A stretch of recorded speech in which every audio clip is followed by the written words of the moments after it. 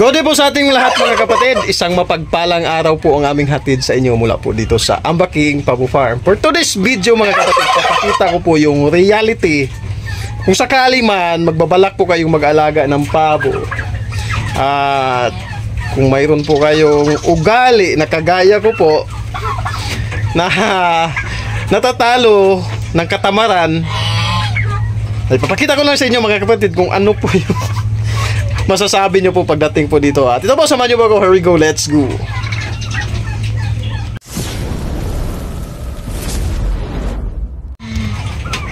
Ito pong ipapakita ko po sa inyo mga kapatid. Actual po ito na mangyayari po sa ating pagpapabo. Lalo na kung maulan, magulo yung paligid. So, tag-ulan ngayon dito sa amin mga kapatid. Kung nakikita nyo, sobrang putik po ng area. Yan po yung aking mga pabo. Ilang pabo sa labas na nasa rens. So, ito naman po yung aking sinubukan na paraan. Patining. Hello, patining. Kamo yung sample ng patining, no?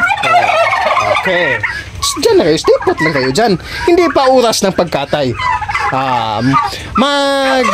Tawag dito, magbato-batupik muna kayo kung sino po yung matatalo. Baka yun po yung ating iliniada sa para sa panglitson. Pero ito po mga kapatid, joke-joke lang po yun. Baka nakaintindi itong mga pabo net. Agoy, nakasabot manggaling. So, ito mga kapatid, sampling ko po ito sa patining. Kumbaga, yung kanilang dumi, andyan sa ilalim. Ayan. So, malaya po silang nakakain sa kanilang mga pagkain. So, dito po tayo sa kabila. Ito po yung reality. So, magkaiba. Yung kwarto na ito, ground. Yung dyan is mayroon po silang parang rampa. Ayan, hindi po sila nakakaapak sa kanilang dumi kasi matik na napupunta sa ilalim. So, maganda. Kaya lang, yung kanilang flooring mga kapatid, gumasto yung flooring lang. Kasi ganito yan dati, ganito. Tapos nilagyan ko ng flooring na steel matting. 4, 8, 12, 1,600 at 2,000. Gumasto po ako ng 2,000. Ayan, sa steel matting. Tapos pako, alambre. Ayun, kaya pala yung 250.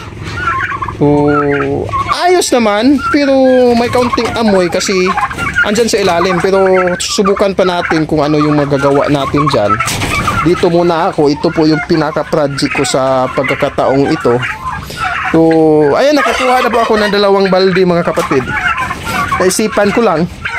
Nung nagsimula ko kanina, nakakahiya namang ipakita ito sa aking video, sa aking vlog. Pero ganun talaga, dapat transparent po tayo. Ito po yung reality talaga mga kapatid. Minsan kasi tinatalo po ako ng aking katamaran mga kapatid.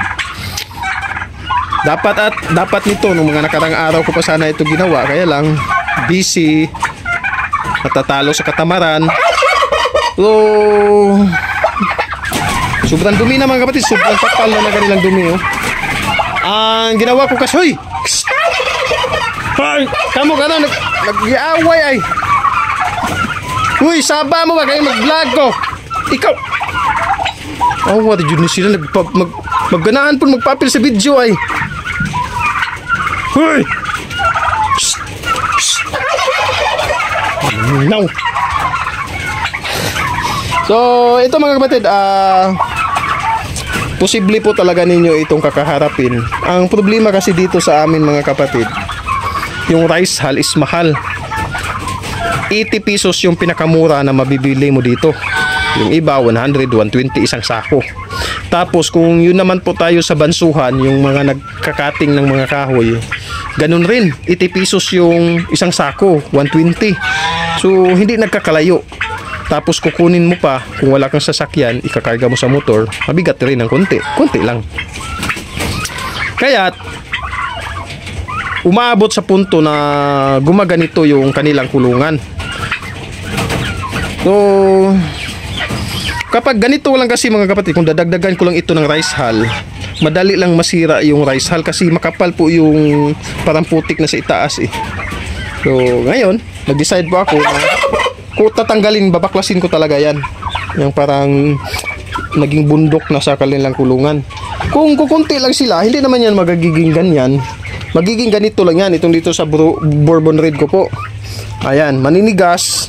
Pero ganyan, hindi po siya masyadong magiging putik talaga kasi konti lang sila, 5 lang sila dito. Pero kagaya dito sa mga pinapalabas ko pong semi-pure, marami kasi sila inahin dito, 8, 2, 4, 6, 8, tapos si Blackbird pang siyam. So, puputik talaga. So, kagaya, nililinisin lang natin. Reality po ito mga kapatid, talagang ayun, umabot kasi sa punto na tinatamad ako. Pero ganun pa man, sa ganitong paraan, kumbaga think positive pa rin ako kahit malinis o marumi. Kumbaga inaalam ko rin yung immune ng pabo. Ayan, sa ganitong paraan nalalaman ko po kung gaano kalakas, kabisa o matatag ba yung pabo pagdating po sa kalinisan or karumihan. Ayan. So, mostly na na-experience ko po is pagdating sa karumihan. Kasi bibihira lang naging malinis itong kulungan ng aking pabo. Dahil nga, ayun nga, minsan, natatalo ako sa aking pagiging tamad sa paglilinis ng kanilang mga kulungan. Pero ganun pa man, awa tulong ng Diyos is tuloy pa naman. Ayos pa naman. So, nakakahiya man, lalo na sabihin ng ibang baser. Maglinis ka naman para magandang tingnan yung mga video. Salamat sa Diyos sa mga nag-advise. Pero minsan kasi hindi na kaya mga kapatid. Ako lang kasi lahat ng gumagalaw sa pagkakataong sa mga sandaling ito. Pero awa tulong ng Diyos lang talaga mga kapatid. Sisikapin natin malinis kung kaya. Pero kung hindi, yan na talaga. Yan na yung reality mga kapatid. Pero ganun pa man, sa kadadada ko dito, lalong tatagal yan, hindi yan maalis yung mga dumi na nasa nakatambak. Let's go!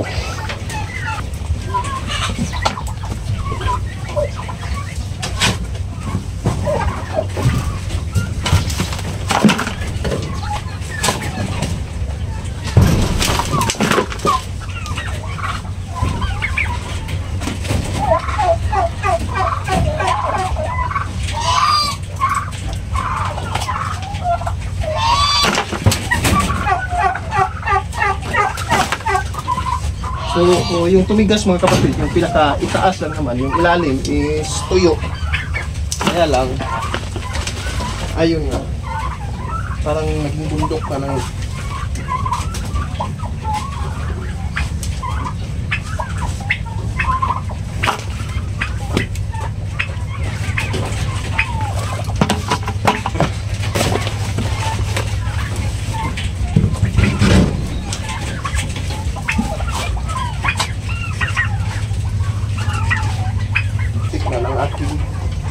kwartong ito.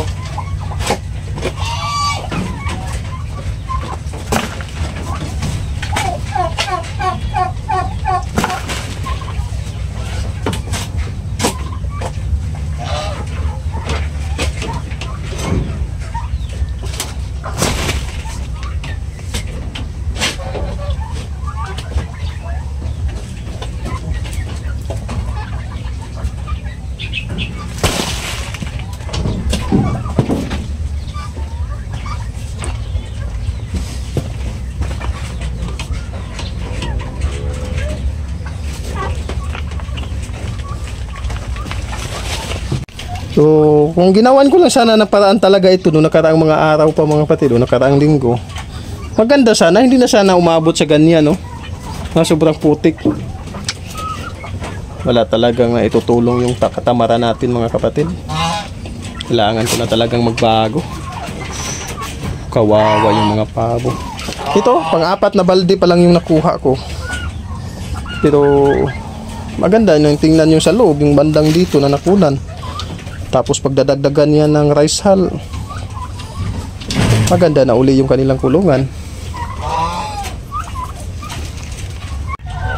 Bali po mga kapatid, dito na po nabaklas ko na po yung parang naging bundok na nadumi nila. So salamat sa Diyos dahil mayroon po akong nagawa na kaunti dito sa aking pabuhan sa araw na ito. Naalis ko po yung na imbak dito na kanilang dumi. Dati kasi dinadagdagan, dagdag ng rice hull hanggang sa gumano na po yung forma.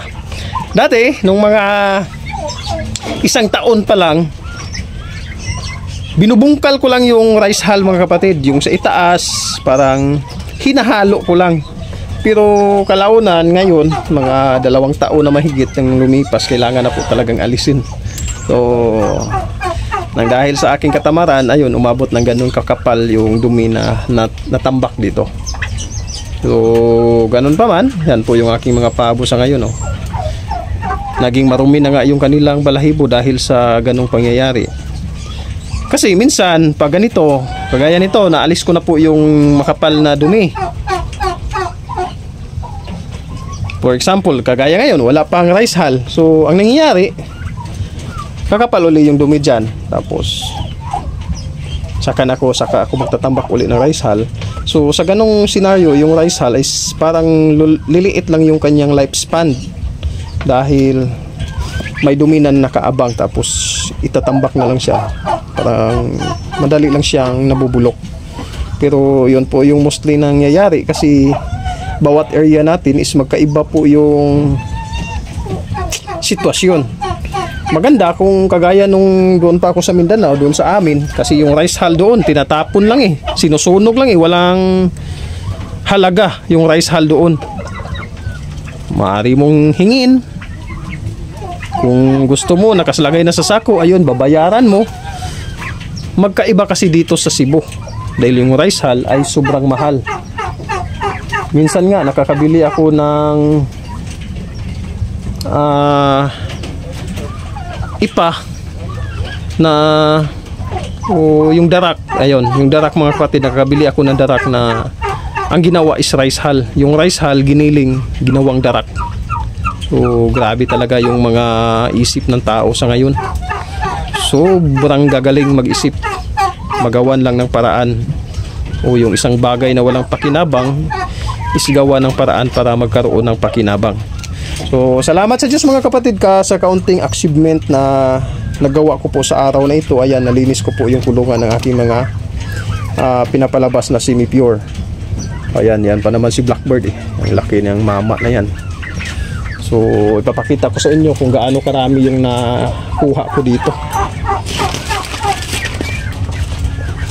na dumi. So dito po sa labas mga kapatid. Humana mag-meeting? Ha? Humana mag-meeting da? Humana mag-meeting? Wala pa?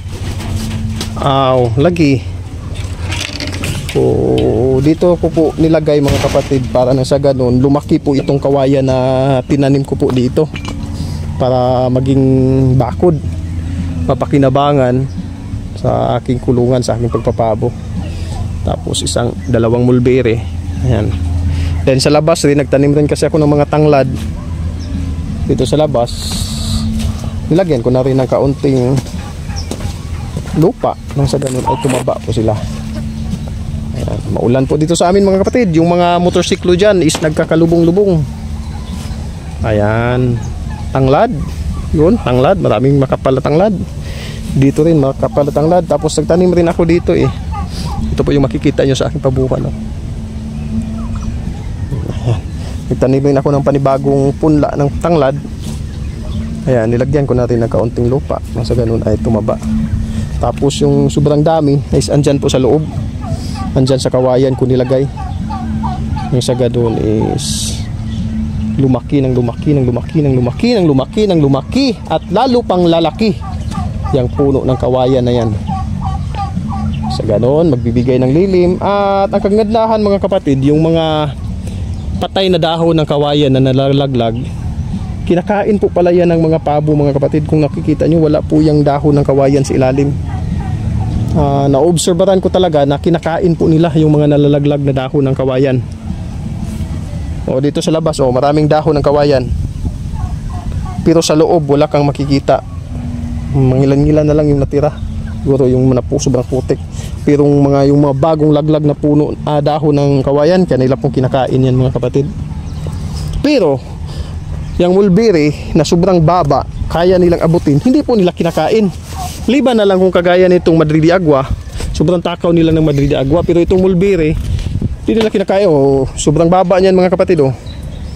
Abot yan ng pabo, pero hindi nila kinakain, hindi sila masyadong kumakain. Iwan ko lang, pero yung ibang mga breeder nagbibigay sila ng mulberry, kinakain. Yung mga bata siguro. Ayun, yung kagaya niyan. Harap yung bunga ng mulberry.